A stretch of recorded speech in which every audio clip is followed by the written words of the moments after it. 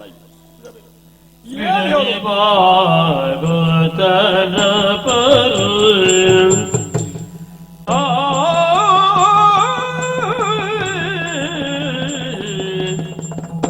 ಬಿಡದಿ ಬಾಗುತನ ಪರಮ ಕೋಟವ ಇಡುವ ಕೋಮಲ ಚರಣ ವಿದರಳು ಬಿಡದಿ ಬಾಗುತನ ಪರಮ ಕೋಟವ ಇಡುವ ಕೋಮಲ ಚರಣ ವಿದರಳು ನಡುವೆ ನೀ ಎಂತ ಕೋಟ ನಡವೆ ಎಂತ ಕಟ ಬೇಳೆ ಮಾಡುವಿದಲ್ಟಿಯ ರಕ್ತದಿ ನಡಗೆ ಬೇಲದಿ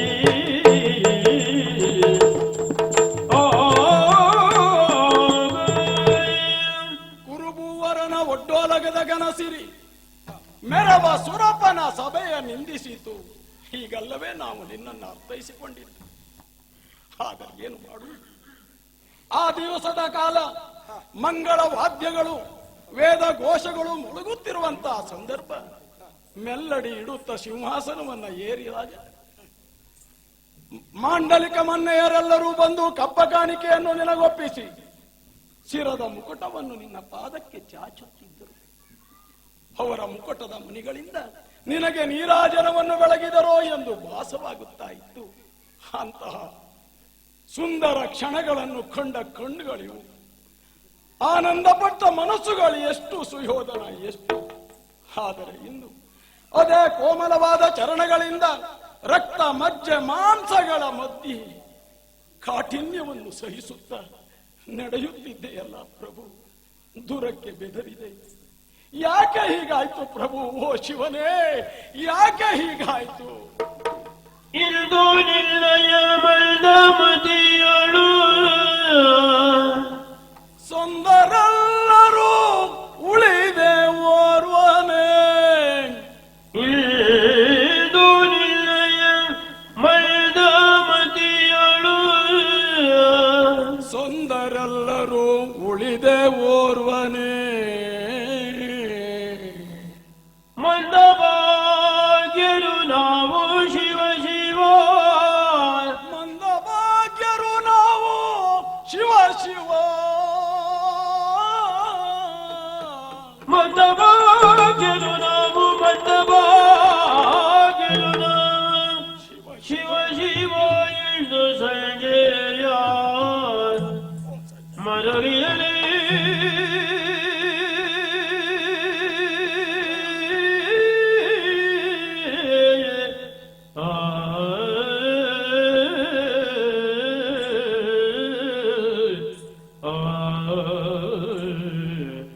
ಒಡೆಯ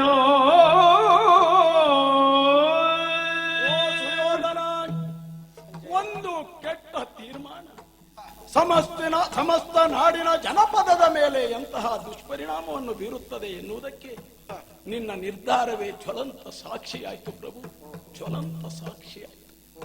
ಇಲ್ಲವಾದರೆ ಜಾತಿ ಧರ್ಮ ಕುಲ ಎನ್ನುವ ನೀತಿ ಮಾತುಗಳನ್ನು ಆಡುತ್ತಾ ಇರುವ ಸಂದರ್ಭ, ದಿಕ್ಕು ತೋಚದೆ ಕರ್ಣ ಆಕಾಶವನ್ನು ಕಾಣುತ್ತಾ ನಿಂತ ಸಂದರ್ಭ, ಆತನನ್ನು ಆಧರಿಸಿ ಕರೆತಂದು ಅಂಗರಾಜನನ್ನಾಗಿ ಮಾಡಿದಂತಹ ನೀನು ಪಾಂಡವರ ವಿಷಯದಲ್ಲಿ ಧರಣಿಯಂ ಪಾರ್ಥಿವರ್ ಸೋತ ಮೇಲೆ ಅರಿಗಳಂ ಜಯಿಸಿಕೊಂಬುದು ಧರ್ಮ ಎನ್ನುವಂತಹ ದೃಢ ಸಂಕಲ್ಪಕ್ಕೆ ಬಂದೆ, ದೃಢ ನಿರ್ಧಾರಕ್ಕೆ ಬಂದೆ. ಅದರಿಂದ ಇಂದು ಎಲ್ಲರನ್ನೂ ಕಳೆದುಕೊಂಡು ನೀನು ನಿರ್ಗತಿಕನಾದದ್ದಲ್ಲದೆ ಪ್ರಭು, ನಮ್ಮೆಲ್ಲರನ್ನು ಅನಾಥರನ್ನಾಗಿ ಮಾಡಿಬಿಟ್ಟೆ ಪ್ರಭು. ಇಷ್ಟು ಮಾತನಾಡಿದ್ರು ನೀನೇನು ಉತ್ತರ ಕೊಡ್ತಾ ಇಲ್ಲ. ನಿನ್ನ ಮುಂದಿನ ನಿರ್ಣಯ ಏನು ಅನ್ನೋದು ನಮಗೆ ಅರ್ಥ ಆಗ್ತಾ ಇಲ್ಲ ಪ್ರಭು. ಯಾಕೆ ಪ್ರಭು? ಏನು ಪ್ರಭು ಮುಂದಿನ ತೀರ್ಮಾನವೇನು ಪ್ರಭು? ಇದಕ್ಕೆ ಕಾರಣ ಏನು ಎಂದು ಹುಡುಕಬೇಕಲ್ವಾ ಪ್ರಭು? ಅಲ್ವೇ? ಹೌದು ಪ್ರಭು. ಹೇಳು ಸಂಜಯ, ಏನು ಪ್ರಭು?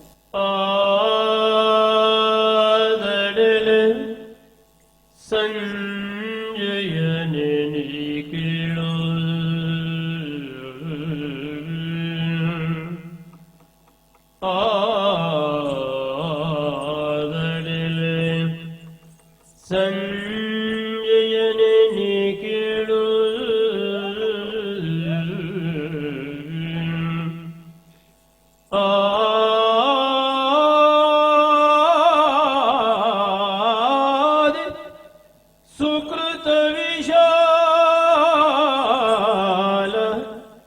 ವನವದು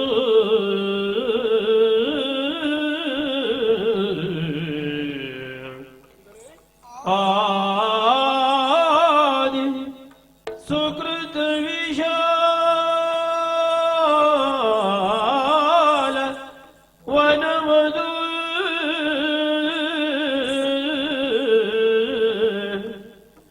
ವನವದು ಸೀದು ಹೋದರೆ ಜಯ ಸಿರಿಯೋ ಜಂಗುಳವ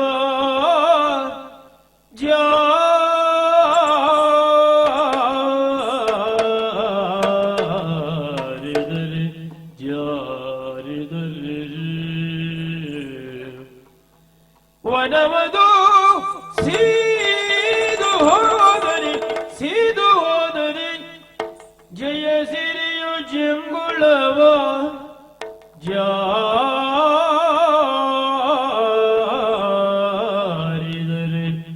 ಜಾರಿದರೆ ಆದರಿಸುವವರ್ಯಾರೋ ಸಂಜಯ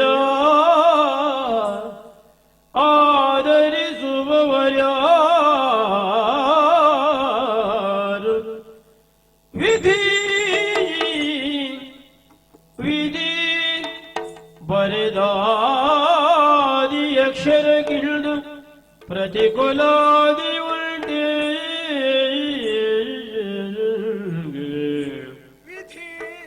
ವಿಧಿ ಬರೆದಾದಿ ಅಕ್ಷರಕ್ಕಿಂದು ಪ್ರತಿಕೂಲಾದಿ ಉಲ್ಟೆ ಸಂಜಯ ಆದರಿಸುವವರ್ಯಾರು ವಿಧಿ ಬರೆದಾದಿ ಅಕ್ಷರ ಕಿಳಿದು ಪ್ರತಿಕೂಲಾದಿ ಉಲ್ಟೆ ಇಳಿದು ಕಂಬನಿ ತುಂಬಿ ಉಸುರಿದನು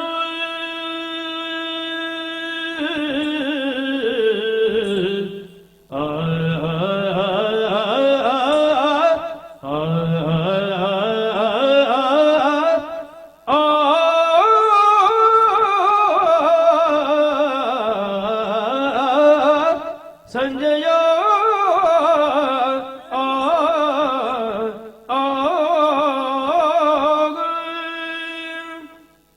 ತೀರ್ಮಾನವೇನು ಪ್ರಭು? ಏನು ಮೆರವ ಈ ಕೌರವ ಧರೆಯೊಳು ಈ ಪರಿ ಓರ್ವನೆ ಹೋಗುವುದೆಲ್ಲಿಗೆ ನಿನ್ನಯ ಪ್ರಶ್ನೆ? ಬೇಕಲ್ವಾ ಪ್ರಭು, ಬೇಕಲ್ವಾ ಸಂಜಯ, ಪ್ರಭು? ಒಂದು ಮಾತಿದೆ. ಹಾ ಆತುರೆ ವ್ಯಸನೆ ಚೈವ ದುರ್ಭಿಕ್ಷೆ ಶತ್ರು ಸಂಕಟೆ ಹಾ ರಾಜದ್ವಾರೆ ಸ್ಮಶಾನೆ ಚ ಯಹ ತಿಷ್ಠತಿ ಸ ಬಾಂಧವ. ಸರಿ. ದುಃಖದಲ್ಲಿರುವಾಗ, ಹಾ ವ್ಯಸನದಲ್ಲಿರುವಾಗ, ಹಾ ಸ್ಮಶಾನಕ್ಕೆ ಹೋಗುವಾಗ ಹೌದು, ನಮ್ಮೊಂದಿಗೆ ಯಾರು ಇರುತ್ತಾರೋ ಅವರೇ ನಮ್ಮ ಬಂಧುಗಳು ಅಂತ ಹೇಳ್ತಾರೆ ಸಂಜಯ. ಸರಿ ಪ್ರಭು. ನೀನು ಬಂದ ಹೊತ್ತನ್ನ ಗಮನಿಸಿದರೆ ಹಾ ನನಗೆ ಆ ಮಾತಿನ ಅರ್ಥ ಸ್ಪಷ್ಟವಾಗ್ತಾ ಇದೆ ಸಂಜಯ. ಯಾರು ಬರ್ಬೇಕು ಪ್ರಭು? ಹಿಂದೆ ಹಾ ಮೆರೆಯುತ್ತಿದ್ದಂತಹ ಆ ಕಾಲದಲ್ಲಿ ಹಾ ಕಾರಣ ಇತ್ತು. ಏನು ಪ್ರಭು? ಅದು ಹುಲುಸಾಗಿ ಬೆಳೆದ ದೊಡ್ಡ ವಿಶಾಲ ವನವನ್ನು. ಸರಿ. ಆ ವನ ವಿಧಿಯ ಆಟದಿಂದ ಸೀದು ಹೋದರೆ ಮತ್ತೆ ಉಳಿಯುವುದೇನಿದೆ?